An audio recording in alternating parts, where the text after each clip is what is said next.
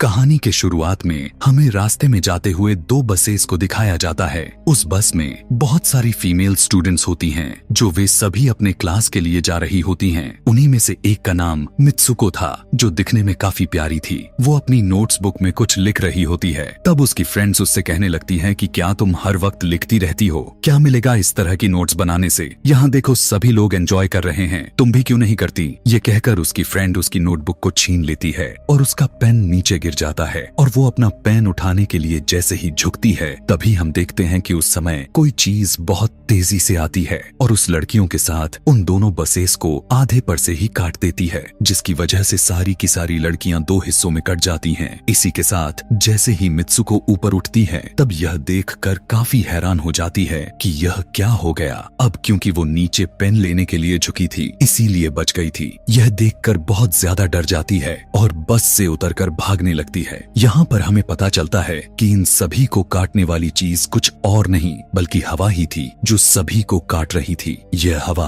अब मित्सुको के पीछे भी पड़ जाती है। यह देखते हुए मित्सुको चिल्लाते हुए काफी तेजी से भागने लगती है। भागते समय उसे आगे 4 लड़कियां और भी दिखाई देती हैं और वो उन्हें झुकने के लिए कहती हैं, लेकिन काफी देर हो चुकी थी। वो हवा उन्हें भी आधे पर से काट कर चली जाती है। लेकिन उनमें से मित्सुको एक लड़की को बचा लिया था कि तभी इन्हें कुछ साइकिलिंग करते हुए लड़कियां नजर आती हैं, जो कहीं पर जा रही थीं। उन्हें भी ये बचाने की कोशिश करती हैं, लेकिन वो हवा उनके साथ भी वही करता है जो अभी इनके दोस्तों के साथ हुआ। और इसी दौरान वो लड़की भी मारी जाती है, जिसे अभी उस अदृश्य चीज से बचाया था। अब वो यह देखकर काफी डर जाती है और वो इधर उधर भागने लगती है। आगे हम देखते हैं कि मित्सुको जब एक नदी के पास जाती है, तो वो यह देखकर हैरान हो जाती है कि उस नदी में भी पहले से बहुत सारी डेड बॉडीज पड़े हुए थे, जिसने हवा ने यानी उस अदृश्य चीज ने काट दिया था। वहाँ से वो एक डेड बॉडी के कपड़े लेकर चेंज कर लेती है। अगले सीन में हम देखते हैं कि मित्सुको चलते चलते एक स्कूल में पहुंच चुकी है, जहाँ पर और भी बहुत सारी फीमेल स्टूडेंट्स थीं।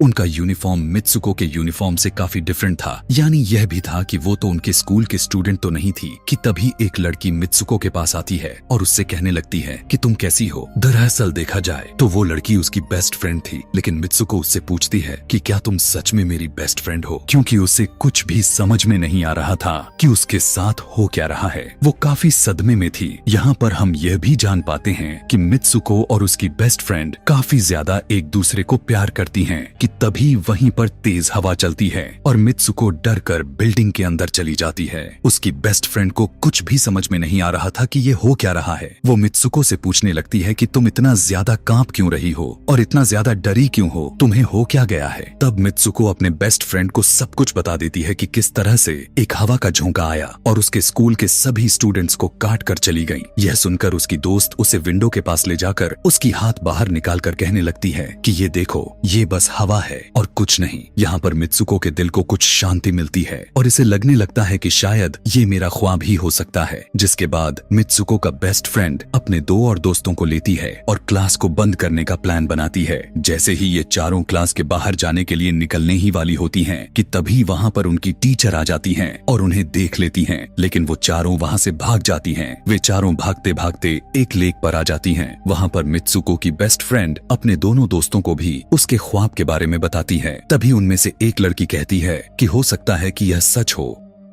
जैसे मिरर वर्ल्ड होती है जहाँ पर इस दुनिया से ऑपोजिट यानी उल्टा होता है। यह कहकर वो तालाब में एक पत्थर फेंक कर कहने लगती है कि देखो, यहाँ पर मैंने तो पत्थर फेंका है, लेकिन हो सकता है कि दूसरी दुनिया में मैंने ऐसा ना किया हो। कि तभी अचानक से उस तालाब में से एक क्रोकोडाइल निकल कर आता है, उसमें से एक लड़की को खा जाता है। फिर वो लड़की कहने लगती है कि देखो, मैंने कहा था ना, जो इस दुनिया में होता है वो उस दुनिया में बिल्कुल भी नहीं होता, और जो उस दुनिया में हो रहा है वो इस दुनिया में नहीं हो सकता। तो इसको भी उसी दुनिया में मगरमच्छ ने खाया है। और यहाँ पर ये देखो, ये तो बिल्कुल सेफ है। उसी लेक के पास एक बिस्तर यानी एक बेड नजर आता है। ये चारों उस बेड से तकिए को उठाकर खेलने लगती हैं कि तभी हम देखते हैं दूर से 2 लड़कियां इन्हें देख रही थीं। उन दोनों लड़कियों में से एक ब्राइडल बनी हुई थी, क्योंकि ये दोनों लड़कियां आपस में एक दूसरे से शादी कर ली थीं। जिसके बाद उनमें से एक फ्रेंड बताती है कि हमें कुछ ऐसा करना होगा जो उस दुनिया में इम्पॉसिबल हो, क्योंकि हमारे किस्मत तो पहले से लिखी जा चुकी है, लेकिन हम इसे बदल भी सकते हैं। जिसके बाद ये सभी लड़कियां अपने स्कूल में वापस आती हैं और नेक्स्ट लेक्चर लेने के लिए क्लास में चली जाती हैं कि तभी मित्सुको देखती है उसके पास एक तकिया पड़ा हुआ है।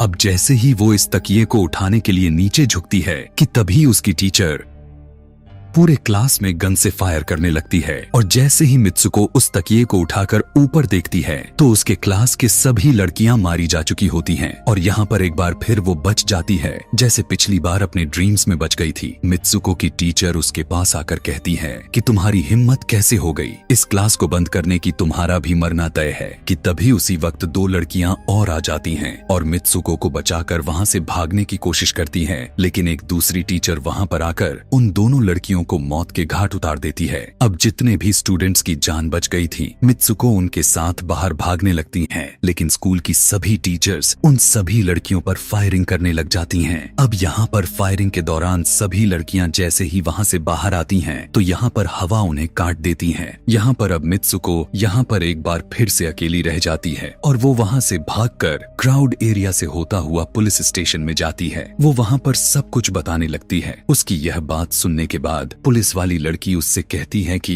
लेकिन तुमने स्कूल वाली कपड़े तो नहीं पहने हुए हैं। और जब वो उसके सामने एक मिरर को रखती है तब मित्सुको उस मिरर में देखती है कि वो तो एकदम से बदल गई होती है और लोग उसे मित्सुको के नाम से नहीं बल्कि उसे किसी और नाम से बुला रहे थे। यहाँ पर हमें पता चलता है कि उसकी शादी होने वाली थी। तब वही पुलिस ऑफिसर उसे उसकी शादी के लिए लेकर जाती है। यह देखकर आसपास के लोग उसे कॉन्ग्रेचुलेशंस दे रहे थे। अब जैसे ही वे सभी उसे लेकर चर्च पहुंचते हैं तो मित्सुको को बेस्ट फ्रेंड भी वहीं पर मौजूद होती है। मित्सुको उससे पूछने लगती है कि यह सब मेरे साथ क्या हो रहा है। तब उसकी दोस्त उससे कहती है कि अभी खामोश रहो, हम अभी किसी के कंट्रोल में हैं, बस जैसा मैं कहूँ तो तुम वैसा ही करो। और यह कहते हुए वो उसका वेडिंग ड्रेस पहनाती है और उसे वहाँ जाने के लिए कहती है। अब जैसे ही वो अपनी मैरिज सेरेमनी के लिए आगे बढ़ती है तो वहाँ की सभी लड़कियाँ उसका मजाक उड़ाने लगती हैं। यह देखकर उसकी बेस्ट फ्रेंड एक एक करके सभी को मारना शुरू कर देती है। जिसके बाद जैसे ही मित्सुको आगे बढ़ती है